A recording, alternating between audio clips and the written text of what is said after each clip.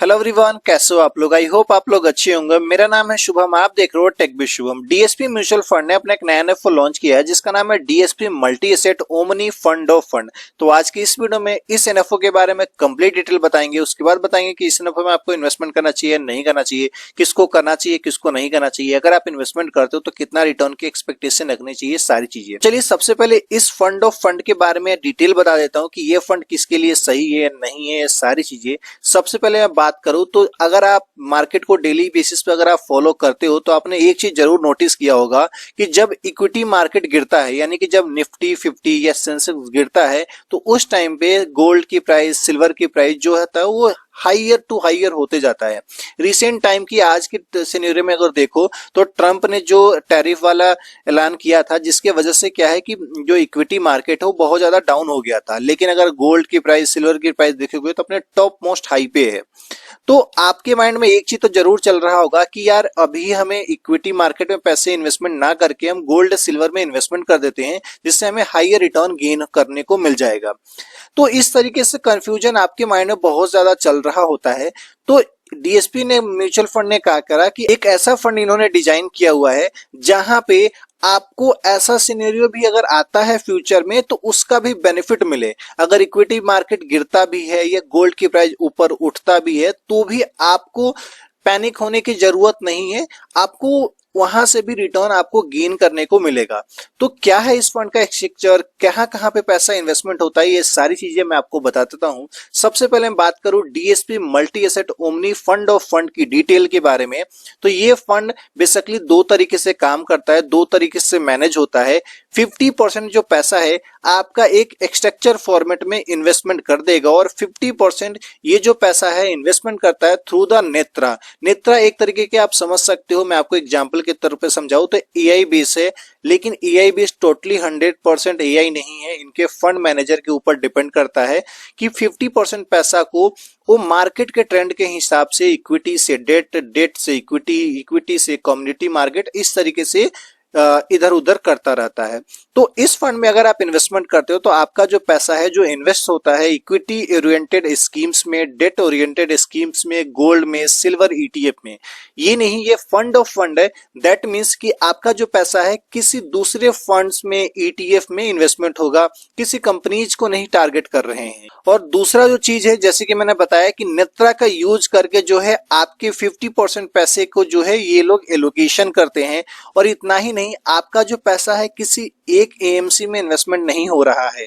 आपको एक चीज मैं आपको बताऊं कि अगर आप डीएसपी म्यूचुअल फंड में अगर आप इन्वेस्टमेंट करते हो तो आपको एक चीज पता चल गया होगा कि आपका जो टोटली का टोटली पैसा डीएसपी म्यूचुअल फंड जो एएमसी है इसी में आपका इन्वेस्टमेंट होगा। लेकिन नहीं, ये फंड ऑफ फंड वाला ऑप्शन लोगे तो अगर देखेंगे कि और कोई एएमसी के भी जो ईटीएफ है जो अच्छा परफॉर्म कर रहा है, जो इनके जो फंड के क्राइटेरिया उसमें फिट बैठता है, तो उनके ईटीएफ में भी ये लोग इन्वेस्टमेंट कर देते हैं। दैट मीन्स कि आपका across the DSP mutual fund में तो इन्वेस्टमेंट होगा ही होगा। Apart from DSP mutual fund किसी अदर एएमसी के ईटीएफ अच्छा होंगे तो वो आपके पोर्टफोलियो में डल जाएंगे।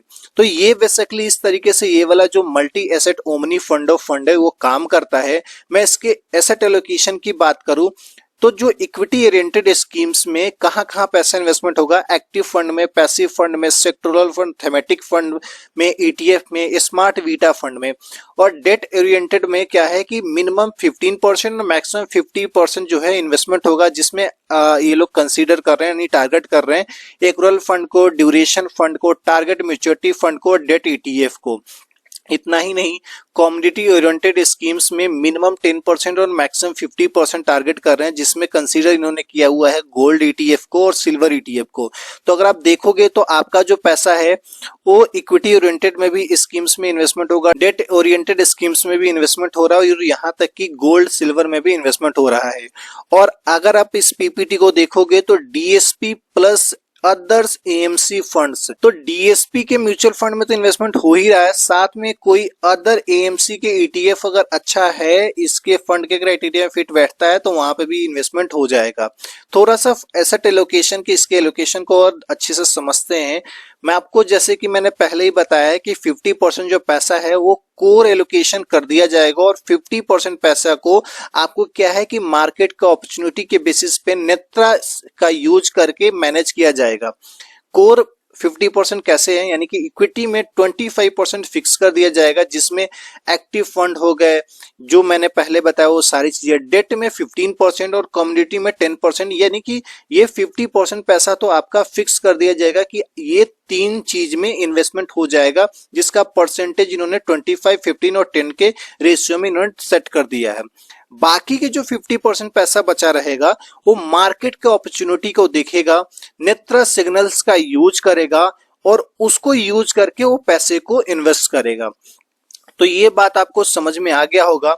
अब बात करूं की हाईलाइटेड पॉइंट्स क्या है, तो मैं आपको की हाईलाइट पहले बता देता हूं कि ये जो एनएफओ है वो 5 फरवरी 2026 को आ रहा है, और क्लोज जाएगा 19 फरवरी 2026 को। तो अगर इस टाइम पीरियड के बीच में इस एनएफओ में पैसे इन्वेस्टमेंट करते हो तो इस फंड का एक एनएवी भी आपको 10 रुपीज में मिल जाएगा। और जैसे कि मैंने पहले ही बताया कि इस फंड ऑफ फंड में अगर आप इन्वेस्टमेंट करते हो तो आपका जो पैसा है इन्वेस्ट होता है इक्विटी ओरिएंटेड, डेट ओरिएंटेड और गोल्ड, सिल्वर, ईटीएफ, ये सभी जगह पे इन्वेस्टमेंट होता है। तो अगर अभी तक आपने इस वीडियो को देखा है तो चैनल को सब्सक्राइब नहीं किया है तो प्लीज चैनल को सब्सक्राइब करके बगल के बेल जरूर दबा लेना। तो चलिए अब देखते हैं कि इस फंड को मैनेज कौन कर रहा है, ये सारी चीजें। इस फंड के फंड मैनेजर की बात करें तो अनिल जी है और दीपेश जी है, जो इस फंड के जो 50% जो पैसा है उनको मैनेज करेंगे, और बाकी के जो 50% पैसा जो कि नेत्रा का यूज करके इन्वेस्ट किया जाएगा उनको मैनेज कर रहे हैं साहिल कपूर जी। अब हम इस फंड के जो बेसिक डिटेल्स है वो सारी चीज हम समझ लेते हैं।